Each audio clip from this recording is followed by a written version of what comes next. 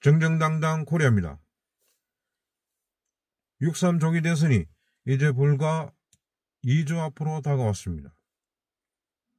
그런데 지금 이 상황, 누가 대통령이 되더라도 자유대한민국은 중대한 위험에 처할 수 있습니다. 아니 그게 무슨 소리냐? 라고 물으실 수 있습니다. 하지만 저는 오늘 차분하게 그리고 분명하게 말씀드리겠습니다. 우리가 지금 어디에 서 있는지 그리고 무엇을 선택해야 하는지 함께 생각해 보겠습니다. 먼저 상상하기도 싫지만 이재명이가 대통령이 된다고 가정해 봅시다. 현재 그는 재판만 몇 개인지도 모를 정도로 헷갈립니다. 그런데도 사법부는 결론을 내지 않고 대선 이후로 미뤘습니다. 대선만 넘기면 대통령 불소추 특권이 있기 때문입니다.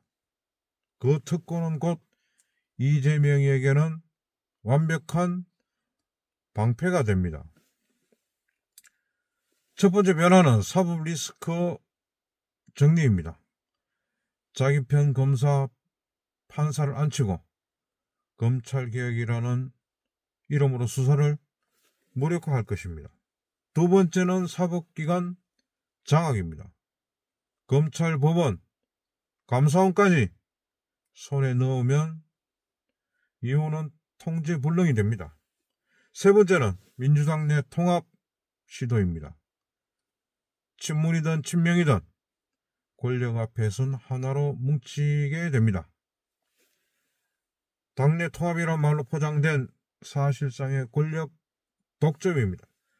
그리고 핵심은 개헌 추진입니다.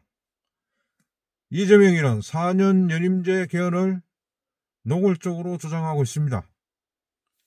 표면적으로 민주주의 정상화, 국민 선택권 강화라는 말을 하지만 그 속내는 전혀 다릅니다. 첫째, 사법 리스크를 끝내고 본인 집권을 연장하기 위한 명분입니다.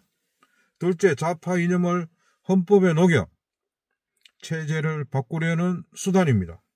셋째, 여야 합의로 포장된 적당한 타협을 통해 자유우파의 저항을 무력화하고 5.18 정신, 헌법 전문 수록, 연방제 통일 근거, 선거제도 개혁까지 한꺼번에 집어넣으려는 전략입니다. 즉 개헌은 이재명에게 단순한 제도 손질이 아니라 자유대한민국 해체를 위한 법적 대목받기인 것입니다. 자, 그럼 김문수가 대통령이 된다고 가정을 해봅시다. 그래도 김문수는 우파잖아 라고 많은 분들이 이렇게 생각을 하고 있습니다. 하지만 저는 그렇게 낙관하지 않습니다. 김문수는 과거 민주노총 출신 극자노동운동가였습니다. 자신이 민노총과 정교조를 만들었다고 하는 사람입니다. 이후 전향했다고는 하나 그 진정성은 검증된 적이 없습니다. 지금 대선을 앞두고 한국노총, 손학규 같은 좌파 인사들이 김문수 지지 선언을 하고 있습니다. 이건 결코 우연이 아니라고 저는 생각합니다. 김문수는 이승만 정신 자유우파를 외칩니다.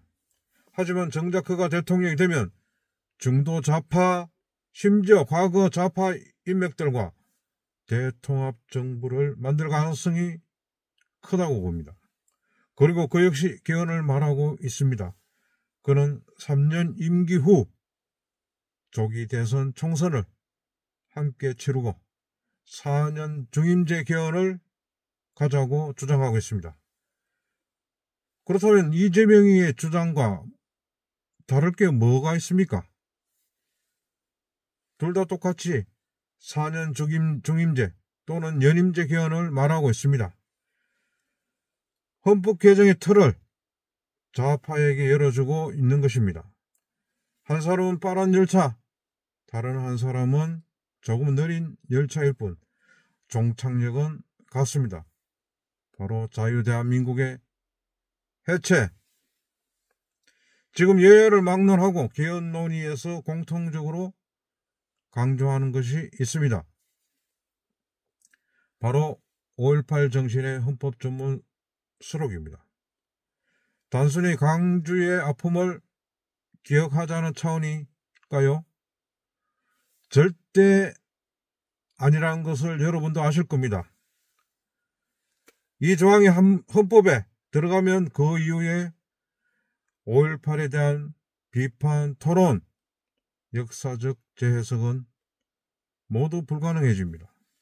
그 자체로 헌법 위반, 처벌 대상이 되는 것입니다.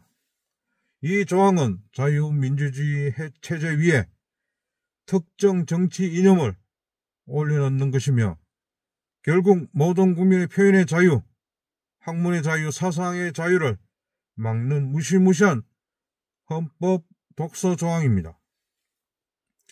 이재명이든 김문수든 속도만 다를 뿐 방향은 같습니다. 이재명은 좌파 직행열차, 김문수는 우파 위장 완행열차. 결과는 같습니다. 자유대한민국은 해체되고 대한민국의 헌법은 바뀌며 5.18과 연방제가 헌법에 박히는 날이 오게 되는 것입니다. 이제 국민이 판단해야 합니다.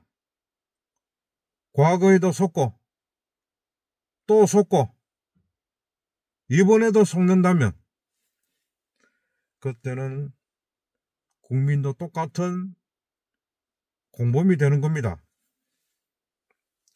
그렇다면 우리는 무엇을 해야 할까요? 첫째, 통합이라는 말로 정체성을 흔드는 시도에 단호히 맞서야 합니다. 둘째, 진실을 전하는 콘텐츠 전쟁에 나서야 합니다. 셋째, 부정선거 진실을 끝까지 파헤쳐야 합니다. 넷째, 헌법과 자유민주주의에 대한 국민교육이 절실합니다. 우리가 바로 서야 다음 세대가 대한민국을 지킬 수 있습니다. 오늘 제 이야기가 무겁게 들리셨을 수 있습니다. 하지만 현실은 더 무겁습니다. 그렇지만 절망하지 마십시오. 우리가 깨어있고 진실을 보고 행동한다면 이 체제 반드시 지킬 수 있습니다. 이재명이든 김문수든 그 누구든 우리는 끝까지 감시하고 싸워야 합니다. 이상 정정당당 코리아 박민철이었습니다. 감사합니다.